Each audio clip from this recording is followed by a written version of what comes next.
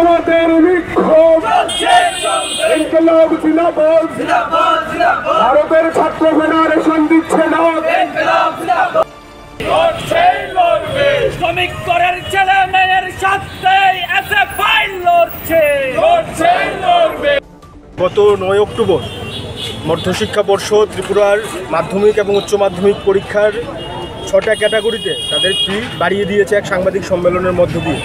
আমরা দেখতে পেলাম এই ফি বাড়ানোর ফলে রাজ্যের অসংখ্য ছাত্র ছাত্রী অভিভাবকরা এক দুশ্চিন্তার মধ্যে পড়েছে এবং আমরা 10ই অক্টোবর আগরতলার শহরে মিছিল করে শিক্ষা ভবনে গিয়ে মধ্যশিক্ষা পর্ষদের যিনি অধিকর্তা আছে ওনার সাথে কথা বলে আলোচনা করে আমরা একটা মেমোরেন্ডাম ওনার কাছে সাবমিট করেছিলাম এবং ওনারকে আমরা বলেছিলাম যে ছাত্রদের বিরোধী যে এই সিদ্ধান্ত মধ্যশিক্ষা পর্ষদের মাধ্যমিক এবং উচ্চ মাধ্যমিকের যে ফি এটা কমাতে হবে এবং পুনরায় বিবেচনা করে আগে যা স্ট্রাকচার ছিল সেই স্ট্রাকচার পুনরায় চালু করতে হবে।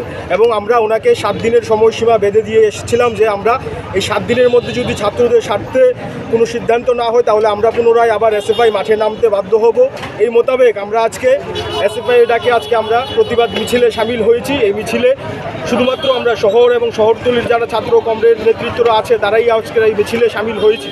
এবং আপনারা জানেন আমরা ইতিমধ্যেই আমাদের সংগঠন সারা রাজ্যের বিভিন্ন সোনামুড়া, উদয়পুর সহ আরও কিছু বিভাগে আমরা আমাদের সংগঠনের ডাকে আমরা এরকম প্রতিবাদ সমাবেশ, প্রতিবাদ বিক্ষোভ কর্মসূচি আমরা পালন করছি।